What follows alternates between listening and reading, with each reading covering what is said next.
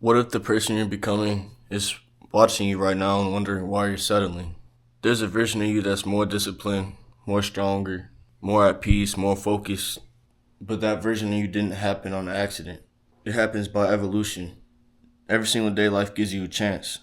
You can stay comfortable or you can grow. You can repeat yesterday or refine yesterday. Greatness in your dreams isn't something you just stumble into.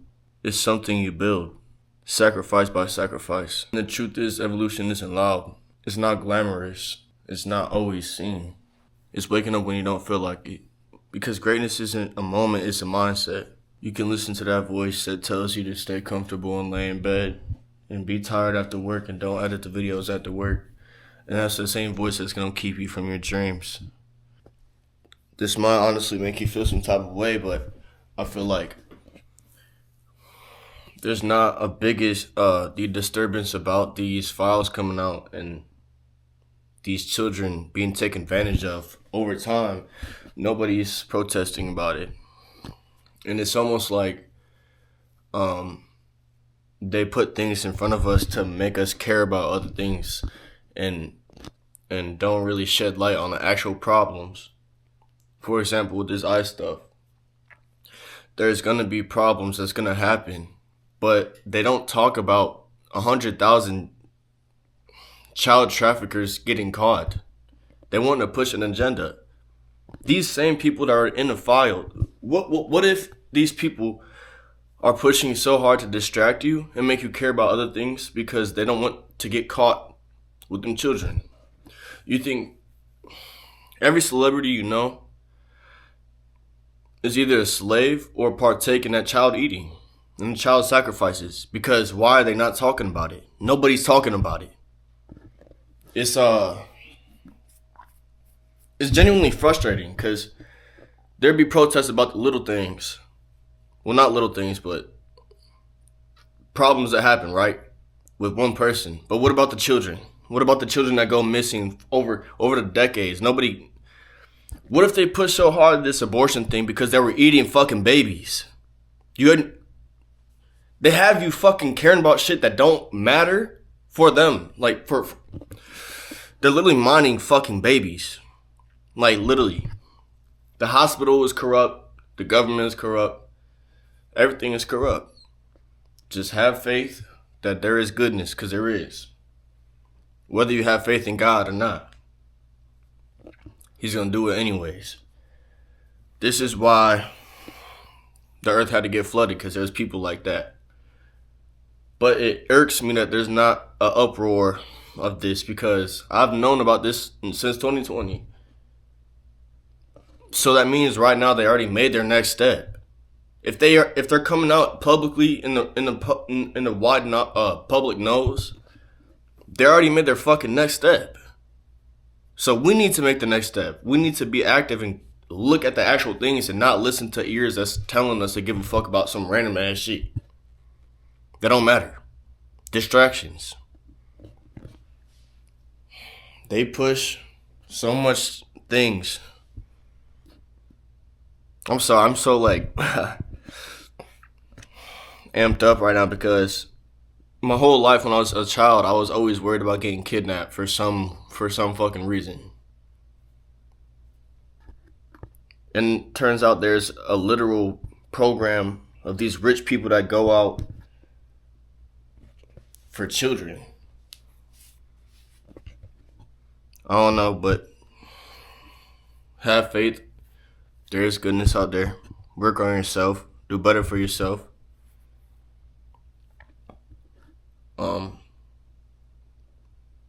Better your health. Don't partake in trends and what seems the majority rule of the media, because whatever the media wants is what you should not want, because we learn that now. It's very publicly known that's you just have to look and listen. Look at multiple sources, right? Not just one source. Because one source is going to push an agenda regardless of what they are. But It just irks me because this is straight demonic and this is the enemy revealing itself. And it's not like the punishment was them coming out with the files.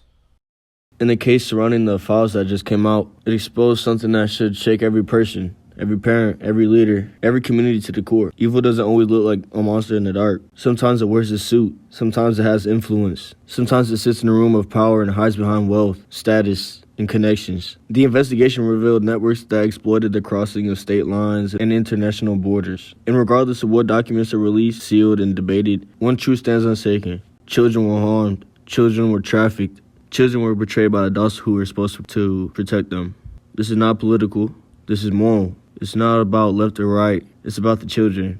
And if there's anything that should unite us as a society, it should be this. Our children are not negotiable. These files forced us to confront uncomfortable realities. That corruption can exist at high levels. That systems can fail. That justice can be delayed. And the predators can hide in plain sight. But outrage alone is not protection. Protection requires vigilance. Protection requires courage. Protection involves involvement. Ask yourself the hard questions. Who has access to our children? What systems in place are accountable? Are we paying attention or assuming someone else is? And beyond laws and investigations, there is something deeper we must restore. A culture that fiercely values innocence. In many ways, this is a spiritual issue as much as a legal one. Jesus says in the gospel that if anyone who harms a child will face severe judgment. That tells us something about how seriously heaven views protection of the innocents. We cannot be passive where exploitation exists. If anything good comes from a dark chapter like this, it should be awakening, awareness, reform, safeguards, transparency. Protecting children should be a generational responsibility. And if we truly want to measure the health of society, don't look at the stock markets. Look how it treats its most valued. Let this not be a scandal we just scroll past. Let it be a reminder. Be a parent who listens, be a teacher who notices, be a neighbor who pays attention, be a leader who refuses to compromise when it comes to innocence. Because history will not judge us by what we posted, but by what we protected. And our children are worth everything. Darkness counts on your short attention span, so don't let this fade when the headlines do. It counts on outrage fatigue. It counts on distraction. It counts on us going back to normal. But for the child who is harmed, there is no back to normal. So continuing this conversation isn't about obsession, it's about prevention. We should build communities where secrecy cannot survive, where transparency is demanded, where wealth does not equal immunity, when influence does not override justice. Accountability should not depend on status. Protection should not depend on privilege. And there's a deeper truth. Evil doesn't start with the level of international networks. It starts small. It starts with grooming. It starts with testing boundaries. That means that protection also starts small. It starts with a father being present, with a mother asking questions, with mentors stepping in, with churches and schools implementing safeguards, real ones, not symbolic policies. And if you're listening to this right now, whether you're a parent or a future parent, understand this. You have influence. You can create a safe space.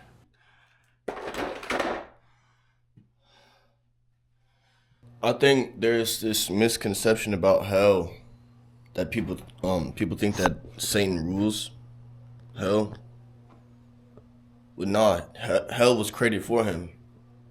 So he's creating these things that people fall into, so he's not alone. Even though y'all are both gonna be. That's the thing. People think hell is like this fun place you go down there. There's like all these things that are on this earth, but it's not that. The things that are leading you to hell are not going to be there.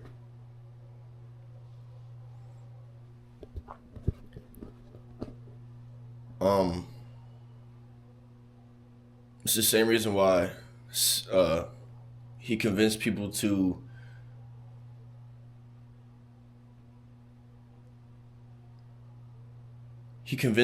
not love who they are enough for them to mutilate their own body.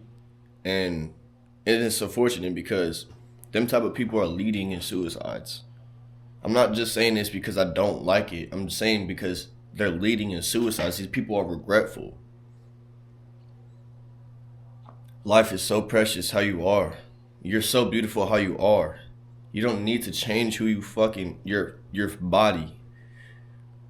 If you want to change what you look like, get tattoos. But even then, it's like you're not getting you shouldn't get tattoos to change who you are. And I was just thinking, like, there's not an uproar right now because they've created a system where people are so comfortable they can DoorDash food straight to their house. You can drive somewhere and get food straight from that place without no prep. They made us comfortable with our video games all the time, our network, our whatever we use, created to make us docile so we don't stand up. Because back in the day, when there was a revolution, there wasn't none of that. It was just straight land, people, and more people. That's why they stood up, because they knew they didn't have no distractions like we do. They didn't have the Roman circus distracting people from the society falling. So I don't even know how to start this. There needs to be something that happens, though. There needs to be something that happens. It genuinely makes me mad that people aren't uproared about this. They're talking about this, like I said before, this ICE situation, but I feel like they're shedding light on the wrong things. Like ICE is it's not bad because they're catching traffickers by the hundreds of thousands. But they don't talk about that. They don't shed light on that. They only talk about the families being split up, which that is very unfortunate. But there's a lot of unfortunate things that have to happen.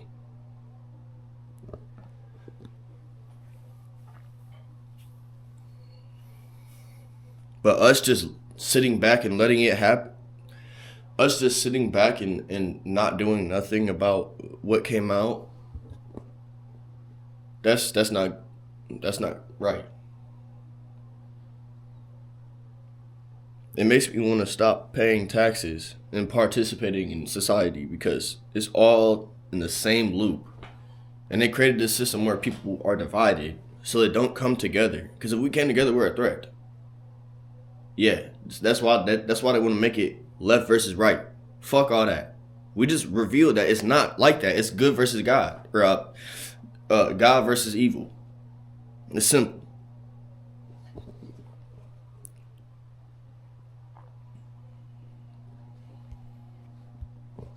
I know this video might be very different from my other videos.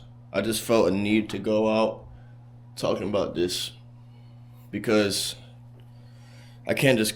That's another reason why I've been slowing down on content, because I've been just at the home brewing up like with anger. I'm not trying to be on camera angry, but I know that if y'all are gonna mess with me, y'all have to know how I am at all times in my different moods. But I'm not a one-dimensional person. But I hope that y'all realize that the propaganda, everything you know, is false from society-wise. And everything is already written. So have faith. Try to be better every day. Don't